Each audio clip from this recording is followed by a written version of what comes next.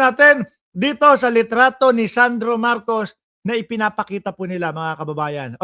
Namin. Ayan, may picture daw si Sir ni Sandro Marcos. Tabing dagat. Ang tanong ko lang, kailan kinuha yan?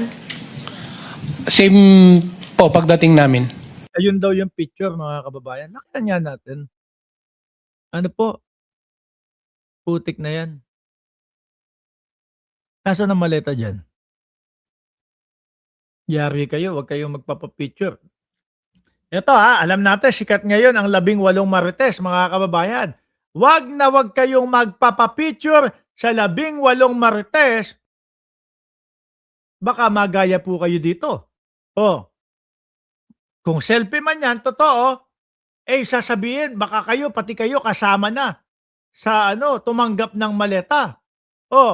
Tsaka mga bossing, natutuwa ako dito. No? Dito sa bagay na ito, tinambal nila si Amy Marcos talaga ang magtatanong. Bakit po, mga kababayan? Para hindi naman siguro halata ng mamamayang Pilipino na hindi nila kabisado. At least, siguro alam ni Amy Marcos, kapatid niya yan eh. Di ba? Kapatid niya yan eh. Alam niya kung saan nakatira. Sila, Sandro Marcos, sila Pangulong Bongbong Marcos, para maigagayad niya. Para maigagay niya, mga kababayan, etong nagsasalita na si Sir. Nakasama po sa 18 delubyo, mga bossing, pamangkin. Di ba? Game. Tabing Tignan nyo maigi si Amy Marcos kung paano niya i-guide, ha? dagat. Ang tanong ko lang, kailan kinuha yan? Same po pagdating namin. Akala ko 2022 po. Akala ko dumating kayo nung gabi. Hapon na po, ma'am. Hapon na. Hapon na po. yan. Tapos, tuloy-tuloy kayo natulog. Yes po. Kinabukasan na po kami bumalik na Manila.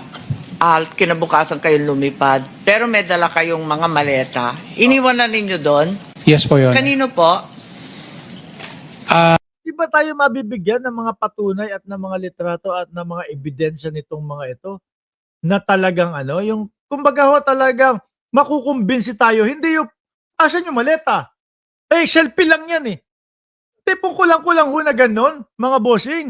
Sabi ni Edna Mauricio, DDS na lang maniniwala sa 18 Marites. Correct ho kayo dyan.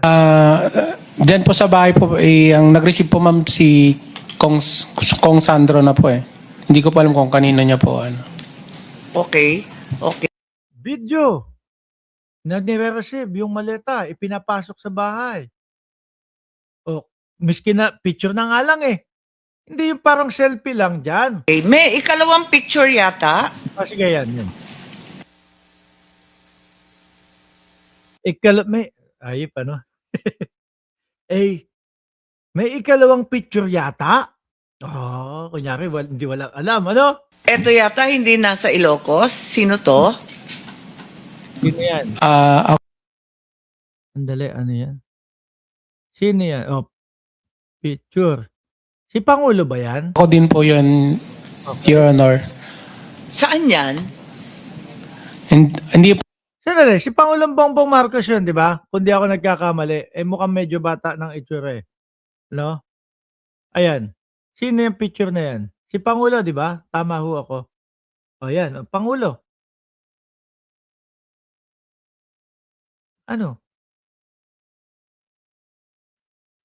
Pagpasensyahan nyo na po medyo hihinto ako ng onte. I-analyze ko lang o i-absorb ko lang ho sa utak ko kung asaan dito ang magpapatunay na may maleta. Sabi ni William TV, campaign period pa yata yung picture na yan. Yung tipo ho bang, nangangampanya si Bongbong Marcos, nagmamadali. Picture mo ako kapag kadaan ni Bongbong Marcos Putik naman. Ito nga po ang sinasabi talaga, mga kababayan eh. No?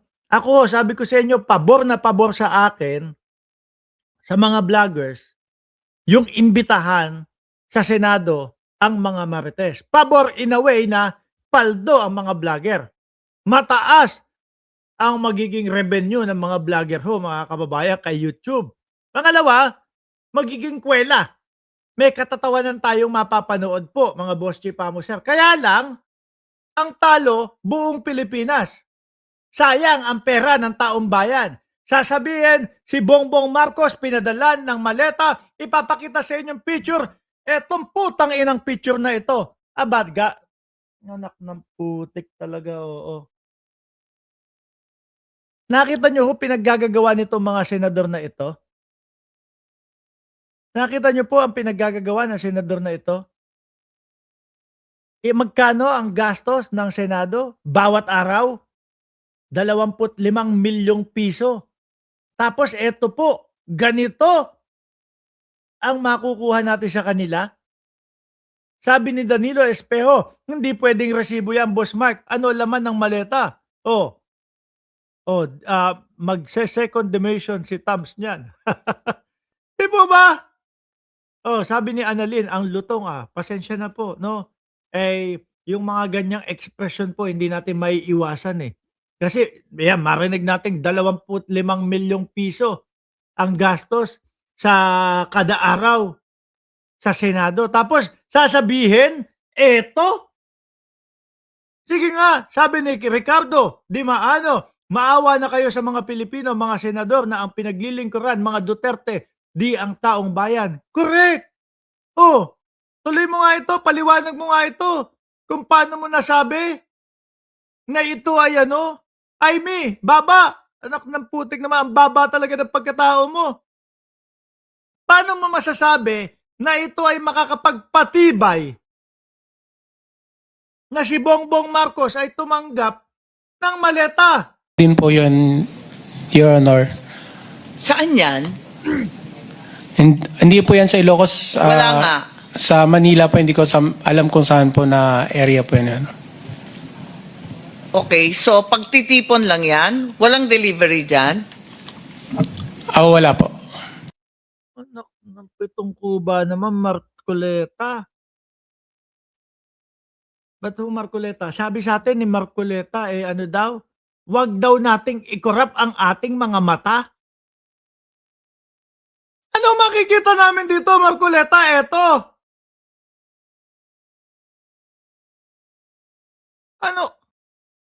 Ano to? Kalokohan, Aimee Marcos? Din po yun, Your Honor.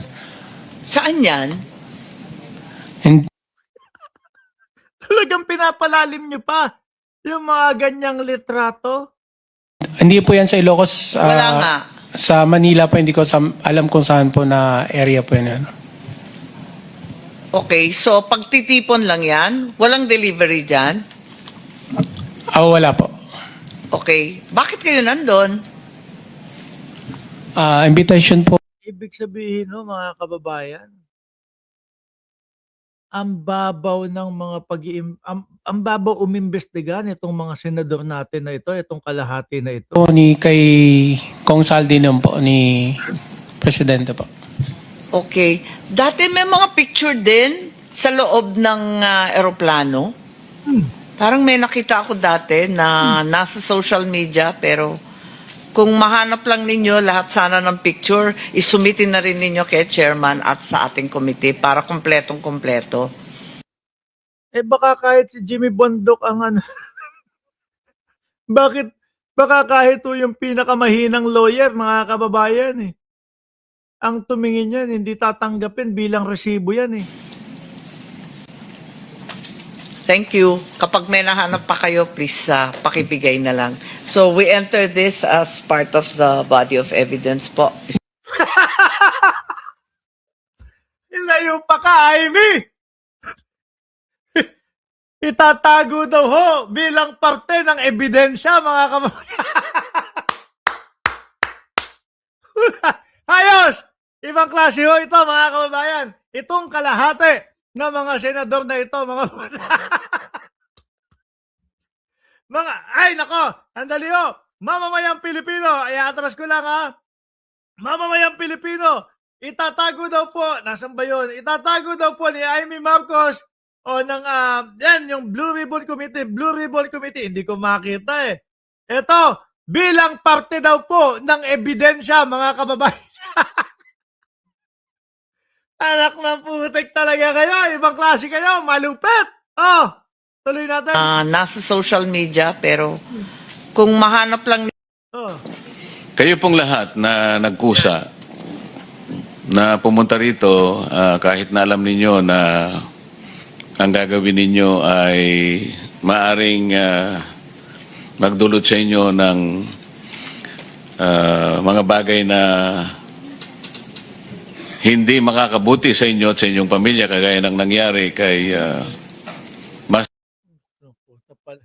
Meron na naman, ano yun, gigipitin yung pamilya, tatakutin yung pamilya, ganyan na naman napapalabasin itong si Marcoleta. Master Sergeant Gutesa.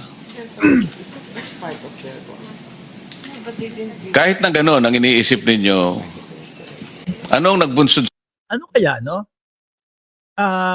Like kagaya niyan, mga bossing, tapos na. Uuwi sila ng bahay. Etong mga senador na ito, sila Amy Marcos, etong sila Marcoleta, uuwi sila ng bahay. Ano po?